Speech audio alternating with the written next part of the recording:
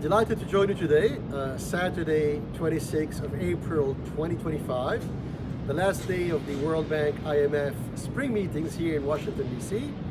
And it was a hectic week. It was really a fascinating week with non-stop meetings, night and day.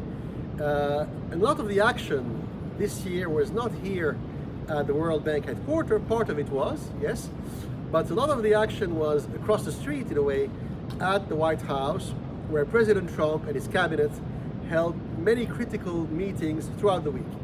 And I took a few notes here, and I'm going to share my concluding remarks with you right now. So the week started really bad for President Trump. Monday, 21st of April, financial markets the world over were collapsing. The Nasdaq at some point on Monday lost minus 3.5%. I think the Dow Jones Industrial Average lost 1,000 points. It was really bad, and the European and Chinese financial press were very critical of President Trump, and they were, bragging about the fact that that the quote-unquote "sell America" trade had become very fashionable the world over amongst investors, with the U.S. dollar collapsing vis-a-vis the euro, and also, people selling broadly U.S. bonds and U.S. equities. And that was Monday, 21st of April. And then a big blow came on Tuesday, 22nd of April, when Pierre-Olivier Gourinchas, who's the chief economist of the IMF, a good friend of President Macron, and Dr. Gourinchas is effectively the number 2 guy at the International Monetary Fund.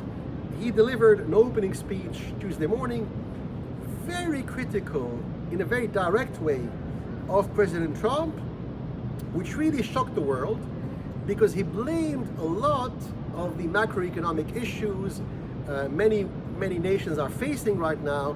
He blamed everything on President Trump's foreign policy and trade policy, which I thought personally was excessive because frankly, many of the problems which Pierre-Olivier Gourinchas and the IMF flagged were pre-existing. They had little or nothing to do with President Trump's trade policy, which is more recent.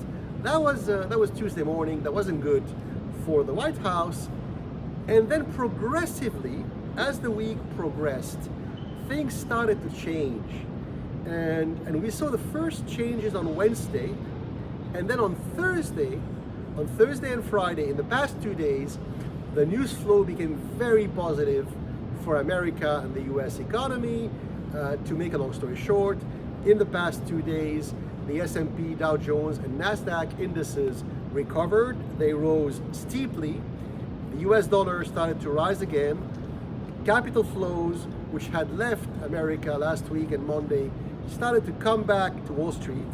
And more importantly, something happened on Thursday morning, Washington, D.C. time.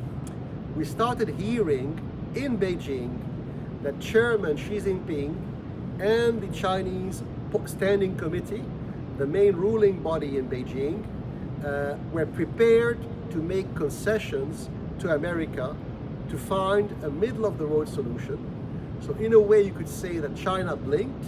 China, said that it couldn't stand that tremendous commercial pressure, 125% tariffs, which America slapped upon the Chinese economy.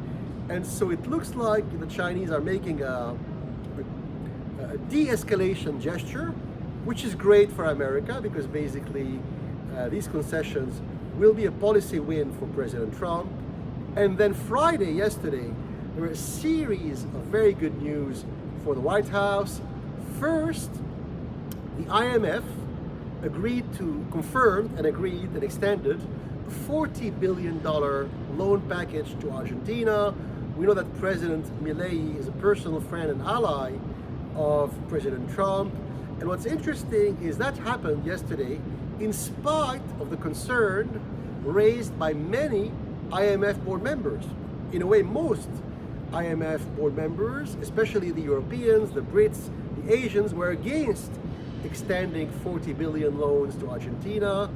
America alone was backing Argentina, and he was able to force the hand of the IMF board. That's one of the major policy win for the White House.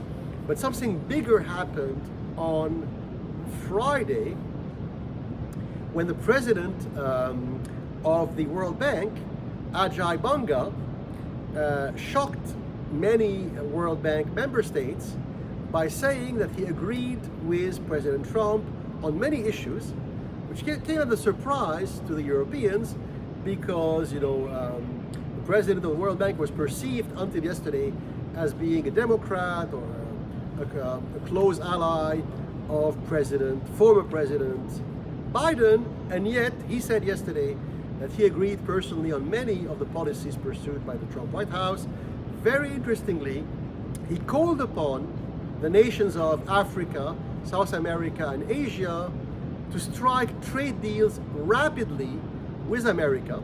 So he said it was, and I quote, "It's in your interest, it's in the interest of Latin America, Asia, and African emerging economies to sign trade deals quickly with the Trump administration."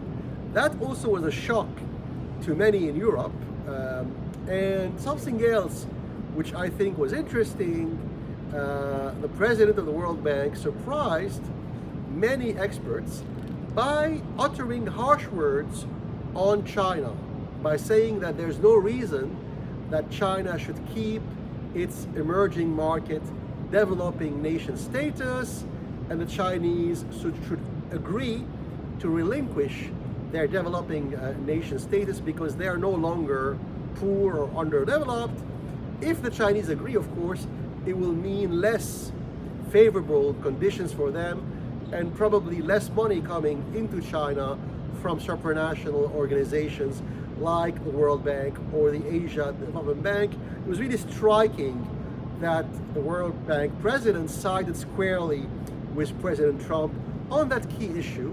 So all these are signals that we're entering a new era. As you all know, I call it the age of economics, and that new era is in full swing now. And it was a pleasure to give these interviews to the Asian, UK, and Arab language media in the past 6 days here live from Washington, D.C. Join us later this year for the G7 Pensions Roundtable. That's in Lisbon. That's in Lisbon on the 15th of June. And of course, join us for the City of London Financial Conference on the 20th of November. You can find all the information on g7pensions.org, cityevent.org. That's all for me. À bientôt.